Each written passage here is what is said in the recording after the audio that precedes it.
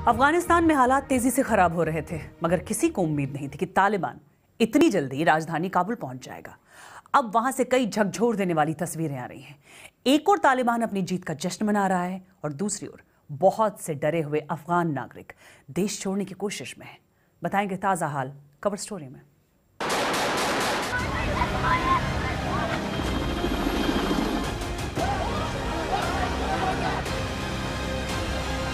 Where do they go from here?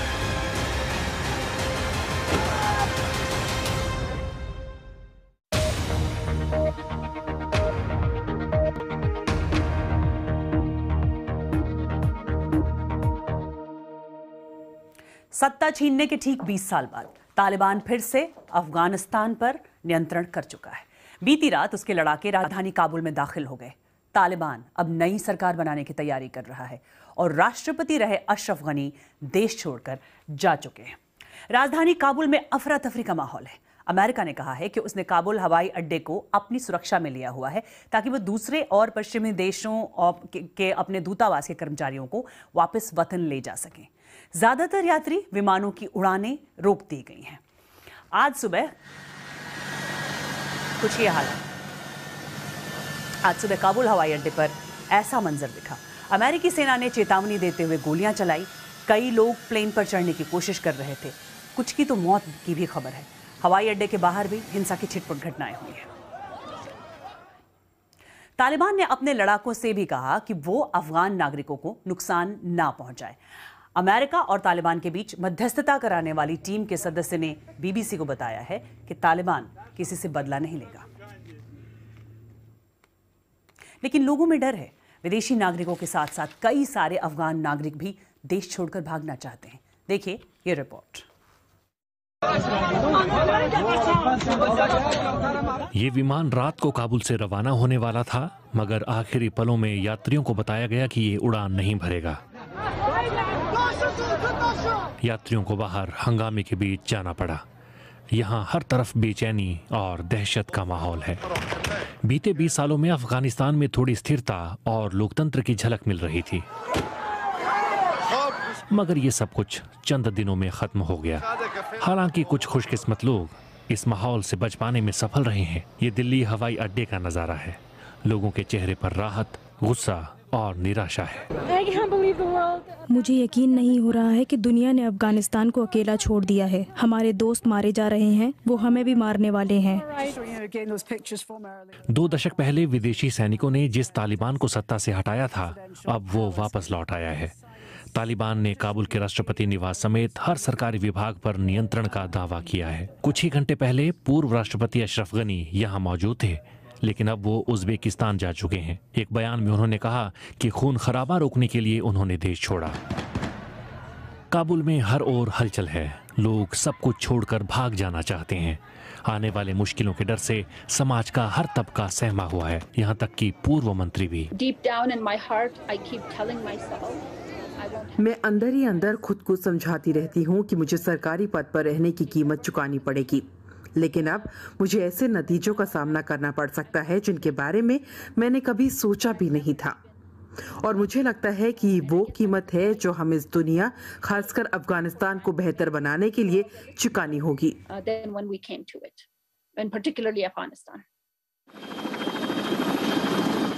लोगों को यहाँ से निकालने में मदद के लिए विदेशी सैनिक अब काबुल पहुँच गए हैं। 60 से ज्यादा देशों ने एक संयुक्त बयान जारी किया है, जिसमें कहा गया है कि जो भी अफगान और विदेशी नागरिक अफगानिस्तान छोड़ना चाहते हैं, उन्हें सुरक्षित रूप से जाने की अनुमति दी जानी चाहिए।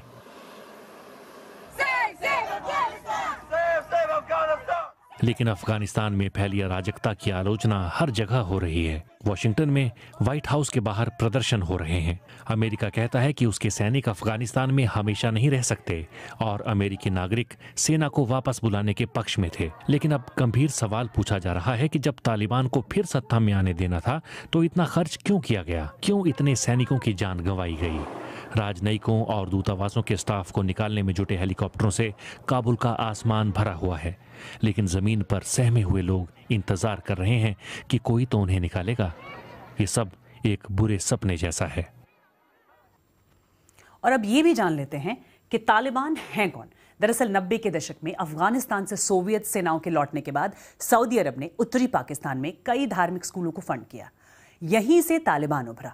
दक्षिणी पश्चिमी अफगानिस्तान को तालिबान ने अपना बेस बनाया और कुछ ही सालों में देश की सत्ता पर ये काबिज हो गए। अमेरिका में 11 सितंबर 2001 को वर्ल्ड ट्रेड टावर पर हमला हुआ और तालिबान पर इन हमलों के अभियुक्त उसामा बिन लादेन को पनाह देने का आरोप लगा। अमेरिका ने अफगानिस्तान में अभियान चलाकर तालिबान को सत्ता से हटाया, मगर कई तालिबान नेताओं ने कथित तौर पर पाकिस्तान में पनाह लेकर संगठन को ताकतवर बनाना शुरू कर दिया। फिर अफगानिस्तान में विदेशी सैनिकों की भारी संख्या के बावजूद तालिबान मजबूत होता चला गया और साल 2020 में तालिबान ने अमेरिका के साथ एक शांति समझौता किया, मगर तालिबान ने फिर भी हिंसा जारी रखी। अमेरिकी राष्ट्रपति जो बाइडेन ने अप्रैल 2021 को ऐलान किया कि अमेरिकी सेना 11 सितंबर तक अफगानिस्तान छोड़ देगी। अब अमेरिका में विपक्षी नेता भी अफगानिस्तान के हाल के लिए बाइडेन प्रशासन के फैसले को जिम्मेदार ठहरा रहे हैं। और जानकारी के लिए देखिए बीबीसी संवाददाता जॉन सोपेल की ये रिपोर्ट। कई बरसों के वक्त और अरबों डॉलर खर्च होने के बाद अमेरिका से ट्रेनिंग पाए हथियारबंद अफगान सैनिकों को अपने देश पर नियंत्रण वापस लेना था, लेकिन वो ताश के पत्तों की तरह ढह गए। ये बीते कुछ हफ्तों में बाइडेन प्रशासन के कई गलत अनुमानों में से एक है। अमेरिका के एक वरिष्ठ राजनयिक अफगानिस्तान के घटनाक्रम पर मजबूत दिखने की कोशिश करते रहे। अब हमारा ध्यान ये सुनिश्चित करने पर है कि हम अपने लोगों को सुरक्षित स्थान तक कैसे पहुंचाएं, ताकि हम उन लोगों के साथ सही करें जो इन तमाम बरसों में अफगानिस्तान में हमारे साथ खड़े रहे।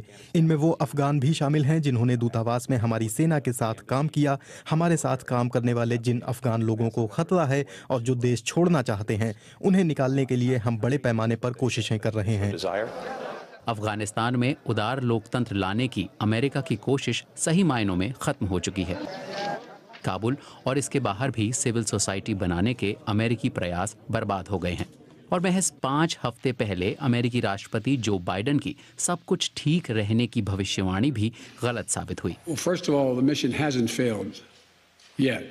So the question now is, where do they go from here? That the jury is still out. But the likelihood there's going to be the Taliban overrunning everything and owning the whole country is highly unlikely. The Taliban wants to make a deal. Afghanistan से अमेरिकी सेना की वापसी की नीति Trump प्रशासन ने तैयार की थी, जिस पर बाइडेन प्रशासन ने अमल किया। कल अधिकारियों ने कैंप डेविड में जो बाइडेन को मौजूदा हालात की जानकारी दी। विदेश नीति के विशेषज्ञ दोनों पर ही सवाल उठा रहे हैं। अफगानिस्तान के मौजूदा हालात बता रहे हैं कि अमेरिका के कदम पीछे हटाने पर क्या होता है। जो लोग अब तक अमेरिका के पीछे हटने की बात कर रहे थे, अब हमें इसके असल विनाशकारी उदाहरण देखने को मिल रहे हैं। वियतनाम युद्ध के अंत में साइगोन में अमेरिकी दूतावास की छत से उड़ान भरने वाले आखिरी हेलीकॉप्टर की तस्वीरें अमेरिका की सबसे भयानक सैन्य हार का सार बयां करती हैं। आज काबुल से निकलने की जद्दोजहद शायद वैसी नहीं है, पर उससे कम भी नहीं है। बहुत से अफगान नागरिक इस बात से डरे हुए हैं कि कहीं 90 के दशक वाला वो दौर ना आ जाए जब तालिबान के राज में खुलेआम मौत दी जाती थी, पत्थर मारे जाते थे, लड़कियों को स्कूल जाने की मनाही थी।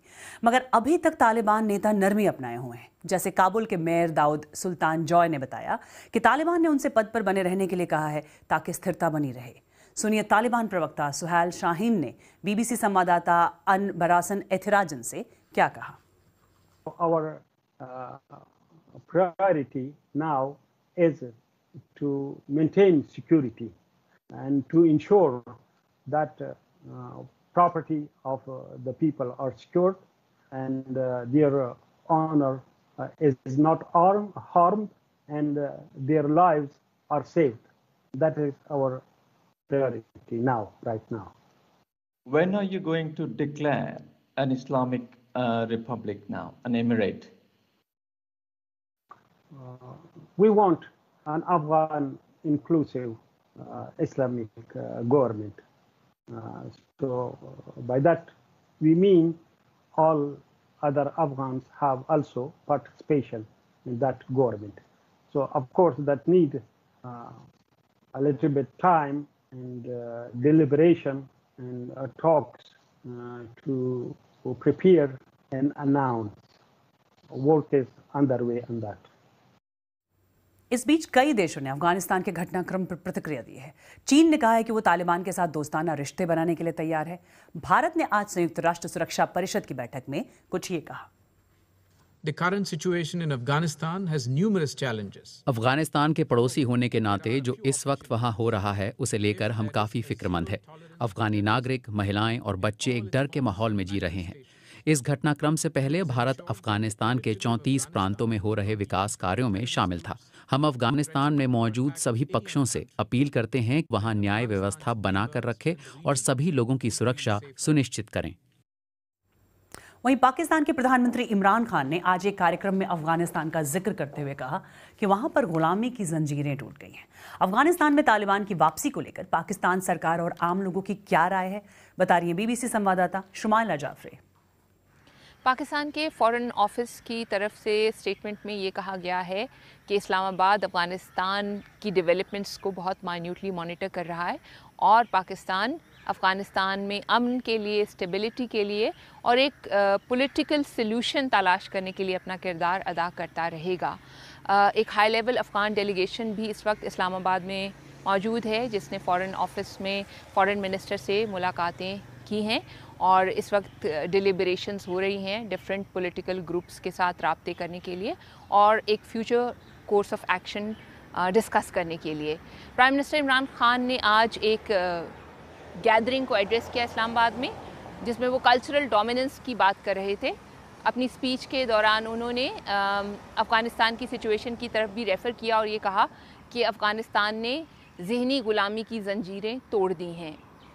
पाकिस्तान की ऑफिशियली स्टेटेड पॉलिसी तो हमेशा से ये रही है कि वो अफ़गानिस्तान में किसी एक ग्रुप को या धड़े को ना तो प्रोटेक्ट करते हैं ना सपोर्ट करते हैं और अफ़गान अवाम जिस किसी को भी सपोर्ट करेंगे पाकिस्तान उस सरकार के साथ काम भी करेगा और उसे एक्सेप्ट भी करेगा।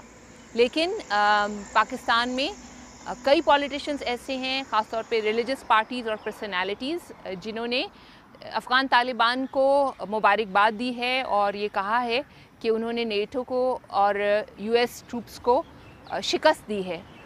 जनरली स्पीकिंग अगर पाकिस्तान में देखा जाए तो मूड जो था वो शौक का भी था, हैरत थी, हैरानगी थी, लेकिन साथ ही साथ लोगों की एक बहुत बड़ी मेजॉरिटी ने यहाँ पे अशरफ गनी की सरकार के ख़त्म होने पे खुशी मनाई है क्योंकि पाकिस्तान में परसेप्शन ये था कि अशरफ गनी पाकिस्तान के ख़िलाफ़ इंडिया को सपोर्ट करते हैं, उनका झुकाव इंडिया की तरफ है और उनकी रजीम के दौरान अफ़गानिस्तान की सरज़मीन पाकिस्तान के ख़िलाफ़ इस्तेमाल होती रही है।